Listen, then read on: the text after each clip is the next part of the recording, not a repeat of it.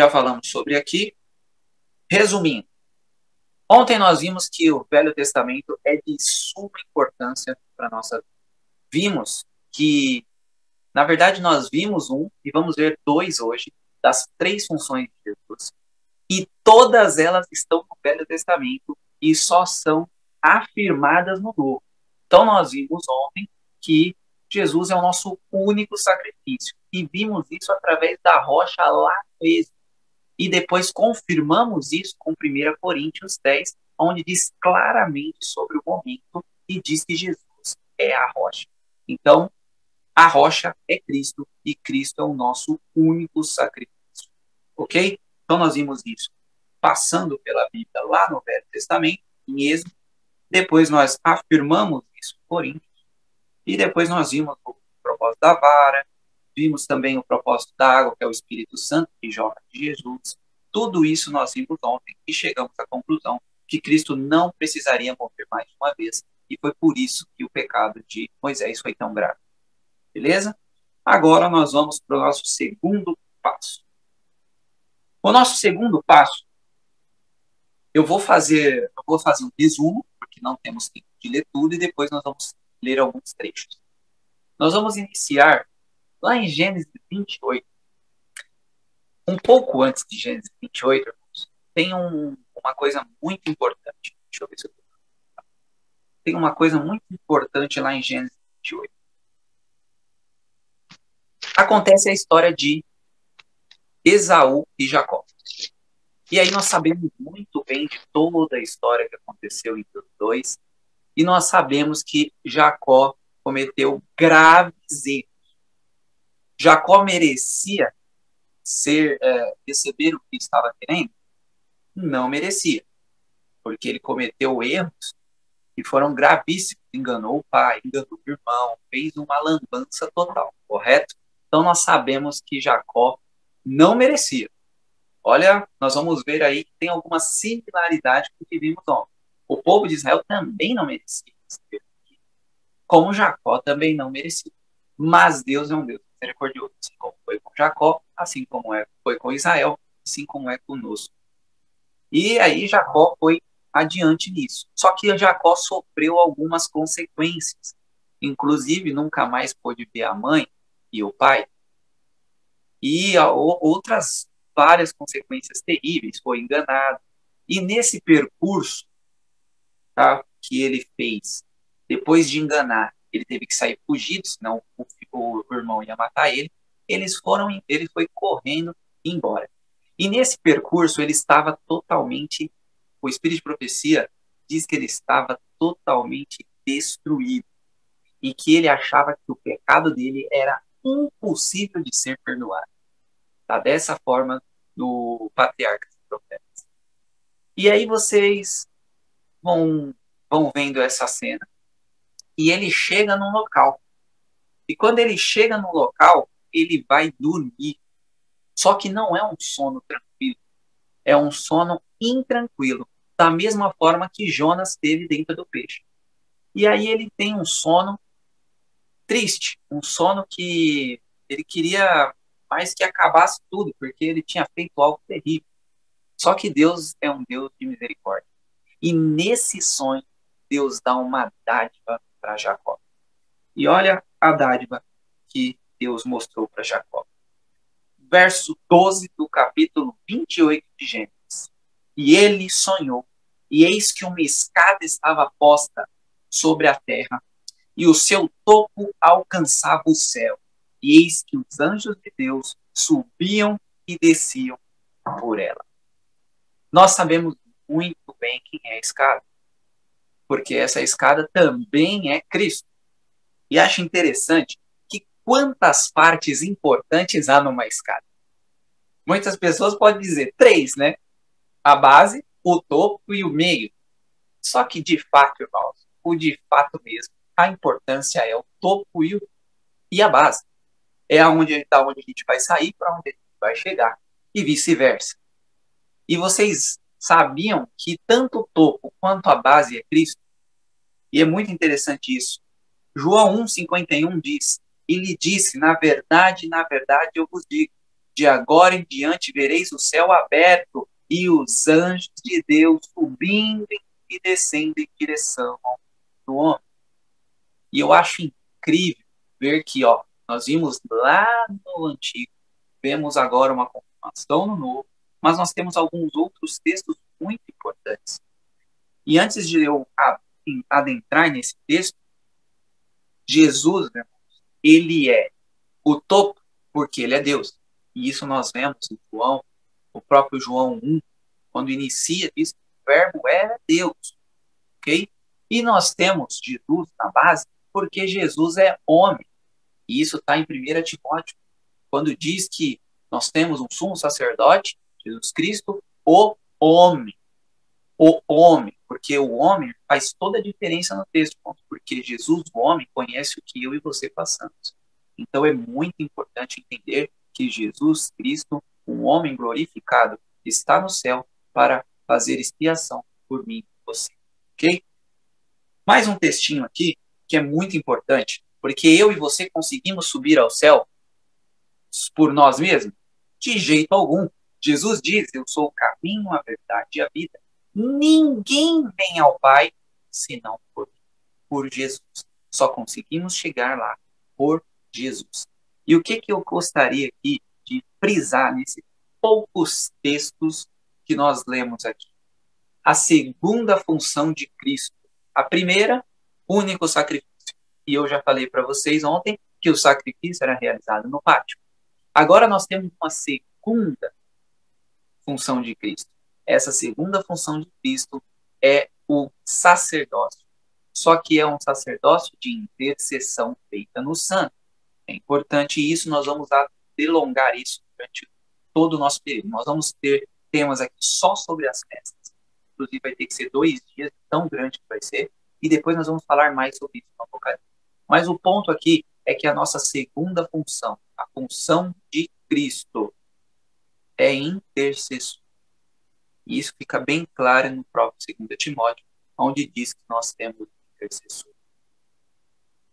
Mas nós temos um outro ponto, lá em Números 21. Tá? Então, Jesus é a escada e ele é quem faz essa ponte entre nós e Deus. Então, hoje nós podemos chegar a Deus através dessa escada que é Jesus. Tá bem? Então, primeiro, único sacrifício. Segundo, um intercessor. Quem faz essa intermediação entre Deus e o homem. Agora, qual seria a terceira função? Nós temos uma coisinha no título. A rocha e a serpente.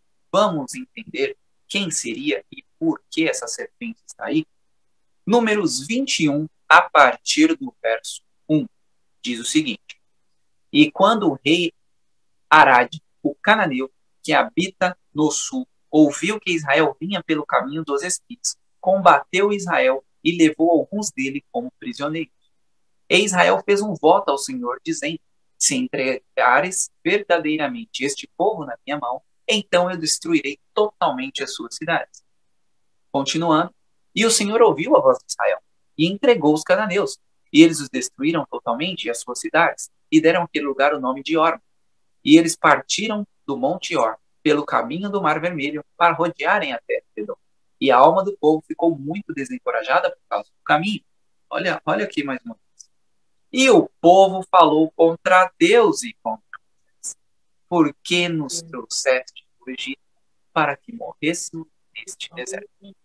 Porque aqui não há nem pão e nem água, e este pão leve traz repugnância. Irmãos, prestem muita atenção. Nós já ouvimos isso ontem. O povo novamente vai murmurar contra Deus. E o pior ainda é que eles vão agravar isso. Porque tinha pão e água, sim ou não? Óbvio que tinha pão e água. Caía maná do céu. A água era bater na rocha, era falar com rocha e a água fluía. Ou seja, eles murmuraram e mentiram.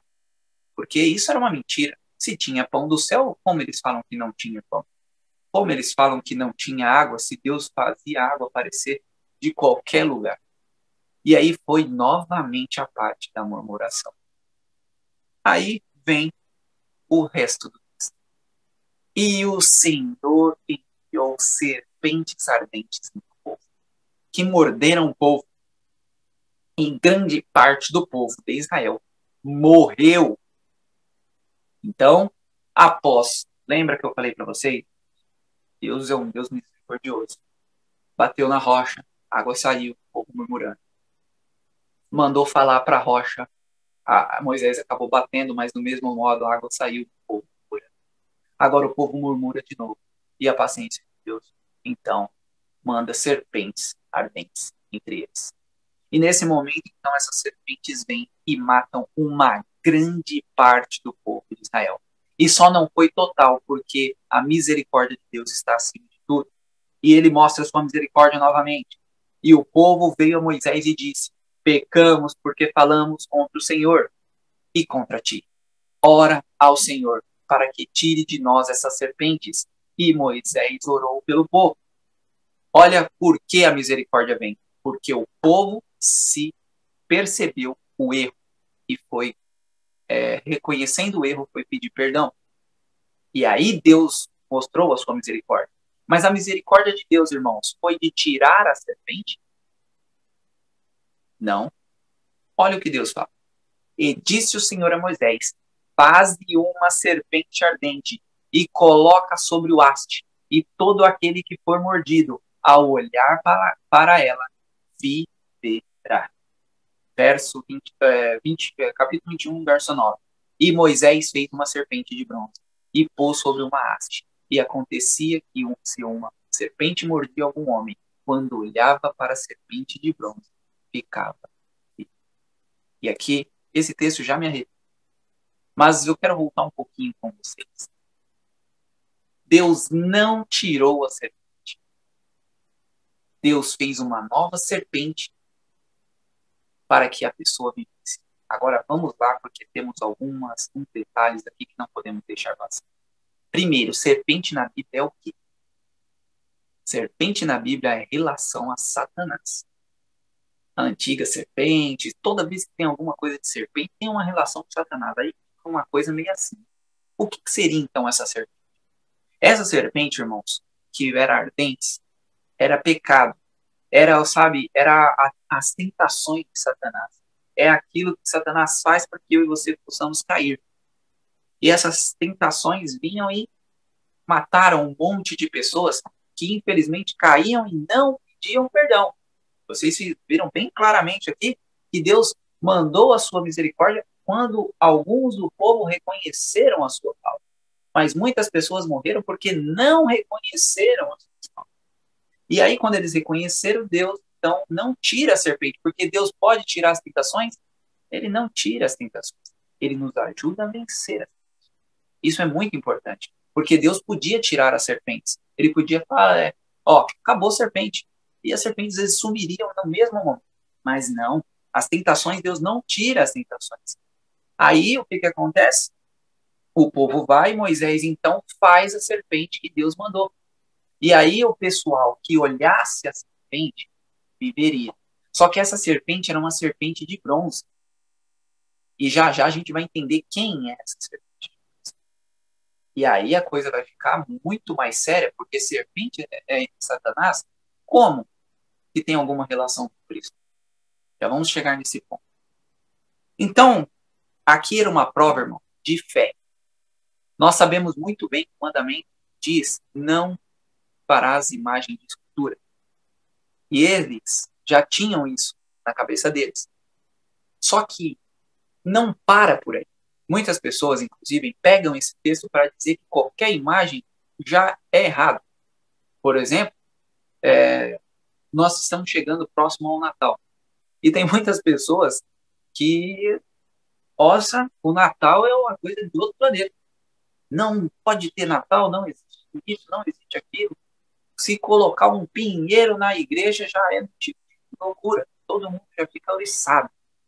Por quê? Eles pegam o texto, mas eles não cumprimentam. Porque o texto está dizendo: não terás imagens, não farás imagem de escultura para a adoração, porque senão o santuário não deveria ter existido, porque o santuário era uma baita imagem. E nós temos várias outras imagens que aconteceu. O próprio templo de Salomão foi colocado 2 leões no templo de Salomão. E não era a imagem de escultura.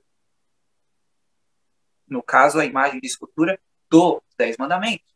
Porque Deus, em nenhum momento você vê na Bíblia Deus falando para Salomão tirar aquilo dali. Ou seja, quando Deus não manda nada, é porque não é. E aí aconteceu isso e o povo ficou, vixe, essa serpente aí tá honrado. Deus mandou nós não fazer, só que agora Deus está mandando nós adorar. E agora? O que eu vou seguir? Estão entendendo? E aí muitos morreram porque não olharam para a serpente. Mas por que essa serpente era tão importante? Vamos lá para João 3, 14 a 16. Aqui é uma conversa entre Nicodemos e Jesus. E Nicodemos não estava entendendo o que Jesus estava falando. Então Jesus vai e fala na linguagem do Velho Testamento. Olha que importante. E como Moisés levantou a serpente no deserto, assim importa que o Filho do Homem seja levantado, para que todo aquele que nele crê não pereça, mas tenha vida eterna. Porque Deus amou tanto ao mundo que ele deu ao seu Filho unigênito, para que todo aquele que nele crê não pereça, mas tenha a vida eterna. Ou seja, irmãos, como Moisés levantou a serpente no deserto, o Filho do Homem seria levantado no madeiro. Ou seja, Jesus era serpente de bronze. E aí nós temos um problema grande, porque serpente é Satanás. Como que Jesus pode ser serpente? E aí vem aquele texto que nós já lemos. 2 Coríntios 5, 20. Porque aquele que não conheceu o pecado, ele se fez pecado por nós, para que fôssemos feitos justiça de Deus. Jesus, obviamente, não se fez Satanás, mas ele se fez pecado, que é justamente Satanás quer que eu e você cometamos, para nos afastar de Deus, porque Isaías 59, 2 diz que o pecado faz separação de mim e Deus. E é justamente isso que Satanás quer. Ele não quer mais nada. Se ele conseguir separar eu e você de Deus, ele está muito feliz. Então, quando a serpente é de bronze, nós vamos falar sobre isso depois de amanhã. No domingo, nós vamos começar a falar sobre o santuário. De fato, nós vamos mostrar o santuário para vocês começarem a falar mais sobre ele. Nós vamos ver que o bronze significa maldição. Então, Jesus se fez maldição para que eu e você pudéssemos estar aqui hoje. Então, irmãos, a serpente de bronze é muito importante. Só que o ponto da serpente de bronze eu ainda não cheguei. Porque tem uma coisa fantástica nessa serpente de bronze, que eu espero que vocês fiquem muito felizes com o meu. Porque essa serpente de bronze tem um poder gigantesco. Gálatas 3,13 diz: Cristo nos resgatou da maldição da lei, fazendo-se por nós uma maldição, porque está escrito: maldito é todo aquele que for pendurado no madeiro. Estão entendendo por que Jesus é a serpente de bronze? Porque ele se fez maldição para mim e para vocês estarmos aqui hoje. Antes de nós vermos, e agora eu vou precisar que vocês tenham as Bíblias em mãos, porque como a gente tem um pouco de tempo, nós vamos dar uma leitura nisso aí. A terceira função de Cristo. Olha, prestem muita atenção nisso, porque ficou bem claro aqui no nosso jogo de textos. Vou voltar um pouquinho. Primeiro, Jesus é o nosso único sacrifício. Depois, Jesus é nosso intercessor. Pátio e santo. Hoje, Jesus está no Santíssimo, nos dando o poder para vencer. Como isso é possível? Vamos lá. A pessoa tinha que olhar para a serpente para viver. Lembrando que as serpentes são as tentações, são os pecados que nós fazemos, correto? Então, essas são as tentações. Nós tínhamos que olhar para Cristo para vencer as tentações. Olha que interessante. Então, o povo de Israel olhava para a serpente, que era Jesus, e vencia os pecados. Ou seja, a função de Cristo hoje é ser a força, o poder para que eu e você possamos vencer os pecados. Essas são as 3 funções de Cristo. Único sacrifício, intercessor e o poder para que eu e você possamos vencer. Olha que interessante, irmão. E quando eu falo isso, eu me arrepio todo. E agora eu vou mostrar 2 textos para vocês, que nós vamos ver claramente a vitória sobre o pecado aí. Vamos começar lá em Mateus 14. E depois nós vamos ver um em Marcos. Tá? Marcos 4. Nós vamos começar com Mateus 14. Vamos ler o texto para nós decorrermos disso. E vamos entender o que de fato nós falamos aqui até agora. Ok? Lembrando que essa é a terceira função. Nós vamos ver agora a terceira. Já ficou claro a primeira ontem. A segunda está mais do que claro. Jesus é nosso intercessor desde o santo. No Santíssimo ele continua sendo hoje. E agora ele é o poder para nós vencer. Ok? Então vamos ver isso aqui na Bíblia. Mateus 14, a partir do verso 22, diz o seguinte: Logo Jesus compeliu os seus discípulos a entrar no barco e passar diante dele para o outro lado, enquanto ele despedia a multidão. Ele, despedida da multidão, ele subiu para o monte para orar à parte. E vindo à noite, ele estava ali sozinho. O barco, porém, estava já no meio do mar, agitado pelas ondas, porque o vento era contrário. Mas à 4ª vigília da noite, Jesus foi até eles, andando sobre o mar. E quando os discípulos viram andando sobre o mar, eles perturbaram-se, dizendo: é um espírito, e gritaram de medo. Mas imediatamente Jesus falou com eles, dizendo: tende bom ânimo, sou eu, não temais. Ó, prestem muita atenção nisso aqui, irmão. Tem o mar, ok? Jesus andando sobre o mar. Todo mundo fica com medo. Você está vendo aqui que até mesmo eles acreditavam nessa coisa de espírito? E aí Jesus diz: calma, sou eu, não tenha medo. E aí Pedro faz uma coisa. Pedro então diz: Senhor, se és tu, mande-me ir contigo sobre as águas. E ele disse: então vem. E Pedro, descendo do barco, andou sobre as águas para ir até Jesus. Mas ele, vendo que o vento era forte, teve medo e, começando a submergir, clamou, dizendo: Senhor, salva-me. E imediatamente Jesus estendeu a sua mão, segurou e disse: ó pequena fé, por que tu duvidastes? E quando eles entraram no barco, o vento cessou. Então os que estavam no barco vindo o adoraram, dizendo: verdadeiramente és o Filho de Deus. Bom, não sei se vocês pegaram a notícia aqui, mas agora eu vou explicar para vocês. Então tem um mar. Jesus anda sobre esse mar. Pedro então diz: Jesus, se és tu, me mande ir até ti. E Pedro não era bobo não, viu? Ele pediu para Jesus mandar ele, porque ele não ia sair colocando o pé na água se ele não tivesse certeza de quem estava do outro lado. Então Jesus chama ele e ele fala: ah, então é ele. E aí ele teve fé. E ele começou naquela escalada dele.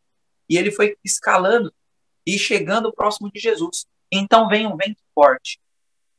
E esse vento forte tira o foco de Pedro em Cristo. Tira o foco de Pedro na serpente de bronze. E quando Pedro tira o foco de Cristo, ele afunda no pecado. Ele começa a afundar. E ele não vê outra forma a não ser pedir socorro a quem pode o salvar.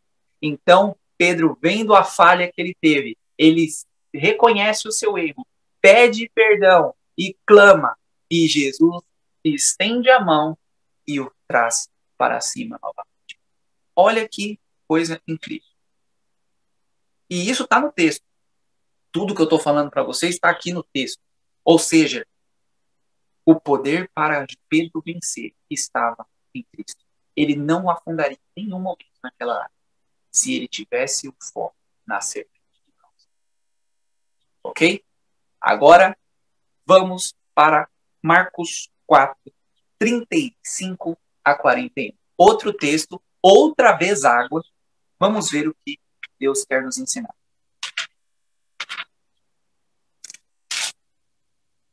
Marcos 4, de 35 a 40. Diz o seguinte: E naquele dia, sendo já tarde, disse-lhe: Passemos para o outro lado. E despedindo a multidão, levaram consigo. Despedindo a multidão, levaram consigo. Assim como estava no barco. E havia também com ele outro pequeno barco. E se levantou grande tempestade de vento, e as ondas batiam no barco, de modo que já se enchia, e ele estava na parte de trás do barco, dormindo sobre uma almofada. E eles acordaram, dizendo: Mestre, não te preocupa que pereçamos? E aí ele, levantando-se, repreendeu o vento e disse ao mar: Paz, aquieta-te. E o vento passou, e houve grande calmaria. E ele disse-lhes: Por que sois temerosos? Ainda não tendes fé? E eles temeram muito, e diziam uns aos outros: Que espécie de homem é este? E até o vento e o mar lhe obedecem. Agora vamos aqui à nossa interpretação disso na função de Jesus. Ali nós vemos relâmpagos, trovões e água. O desejado de todas as nações diz que os trovões são tentações. Os relâmpagos são tentações, desculpa. Os relâmpagos são tentações, os trovões são os rugidos de Satanás. Isso está lá no Desejado de Todas as Nações, na parte que fala justamente sobre esse texto de Marcos. E as águas são os problemas da vida. Então, peguem aqui. Nós somos aqueles discípulos no barco. Vêm os problemas da vida, os rugidos de Satanás e as tentações. E começam a encher o nosso barco. Começam a encher o barco do Roberto. E Jesus está no barco. Só que o Roberto quer fazer por conta própria aquilo que ele não pode fazer. E aí o Roberto vai com seu baldinho tentando tirar a água do barco. Não adianta nada. O barco vai afundar com o Roberto, balde e tudo. Porque o Roberto não pode fazer nada. Quem pode fazer é quem está no barco. E ele está dormindo tranquilo, porque ele sabe o que ele pode fazer. Então o que falta no Roberto é a fé para vencer. Só que essa fé está no barco, porque Jesus é o poder para que o Roberto vença os problemas da vida, os fugidos de Satanás e as tentações. E aqui nós estamos vendo claramente isso. Infelizmente, nós queremos pegar os nossos baldes e fazer o que só Deus pode fazer. E eu agora, irmãos, quero que vocês fundem o coração. Entendam que vitória sobre o pecado é possível, não por nossos méritos, mas pelos méritos de Deus. Porque a terceira função de Cristo é nos dar o poder para vencer as tentações. Isso que nós vamos iniciar. A nossa escalada está apenas começando. Esse foi o primeiro tema. Hoje nós finalizamos o primeiro tema. Começamos ontem. Amanhã nós vamos ter um outro tema. Mas eu acho que por esse primeiro tema vocês já ficam muito motivados para continuar. Porque é um tema maravilhoso. Nós vimos Jesus no Antigo Testamento mostrando que ele era a rocha, o único sacrifício. Depois nós vimos essa confirmação do Novo. Nós vimos no Velho Testamento Jesus como a escada que que nos une ao Pai, fazendo a intercessão por mim e por você diante ao Pai. E nós confirmamos isso no Novo. Depois nós vimos que Jesus é o poder para vencer as tentações. Nós vimos isso no Velho Testamento e confirmamos agora no Novo. Então, irmãos, a Bíblia toda é de suma importância para nós.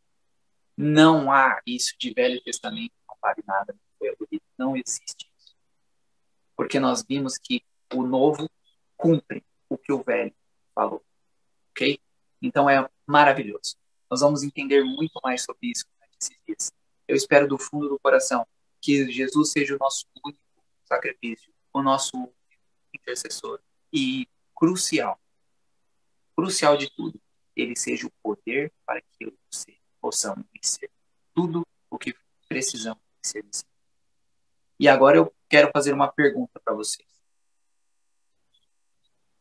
Quantos de nós queremos Jesus como nosso representante? Quero que vocês falem para si mesmos. E eu quero que vocês falem uma coisinha agora, no fundo do coração de vocês. E eu quero o poder para vencer os meus pecados. É isso que nós precisamos sair daqui. Há poder em Cristo. E dizer fora disso, irmão, é dizer que Deus não é o Deus do impossível. Porque o Deus do impossível diz que com fé, pela fé, todas as coisas são possíveis. Que Deus possa abençoar a cada um de vocês. Nós vamos fazer uma oração agora, em prol disso. E eu quero que vocês possam ajoelhar agora, porque é uma oração que tem que dar o poder para nós conseguirmos vencer.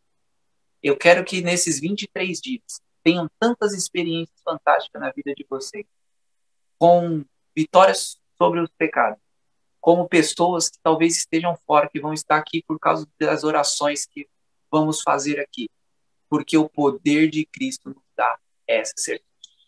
É o poder de Cristo que nos dá essa certeza. Então vamos nos ajoelhar nesse momento para fazer essa oração, para que Deus possa nos dar esse poder, para que possamos cumprir esses dias e que possamos ser melhores e ficarmos muito melhor do que entramos no final desses 23 dias. Oremos.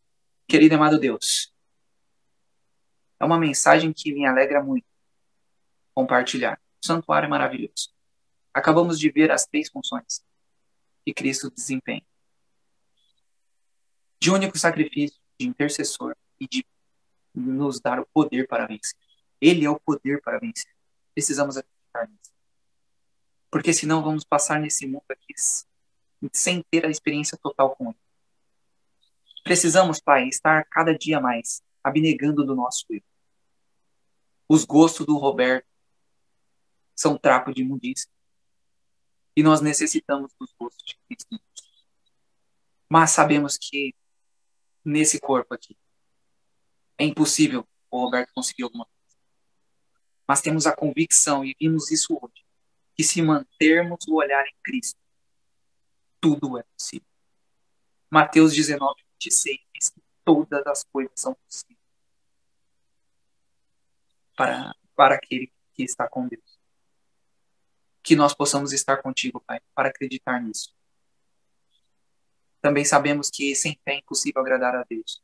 E isso é o óbvio, que sem fé não podemos fazer absolutamente nada. Nós vamos ficar com os nossos baldes tentando tirar as tentações, os pecados de nós, e vamos ficar mergulhados na profundeza do mar. Mas quando olharmos para Ti e reconhecermos o quão frágil somos, é aí que somos fortes. Porque não vai ser mais o Roberto que vai viver, mas vai ser Cristo que vai viver em cada um de nós. E é isso que nós estamos aqui querendo, ajoelhados perante o Seu trono, para pedir a misericórdia de Deus para as nossas vidas, pois temos muitas falhas de caráter para eliminar. Muitas. Eu estou falando de mim, mas eu creio que cada um aqui tem as suas particularidades que precisam ser melhoradas. E é exatamente isso que queremos, Pai, nessa programação que o Senhor preparou. Que o Senhor possa fazer tanto querer quanto efetuar em cada um das nossas vidas, Pai. Que nós possamos olhar para Ti, para que possamos andar sobre o mar, para que possamos vencer tudo que for possível. Tudo que seja preciso vencer, pelos méritos de Cristo. É isso que eu te peço e te agradeço. Em nome de Jesus. Amém.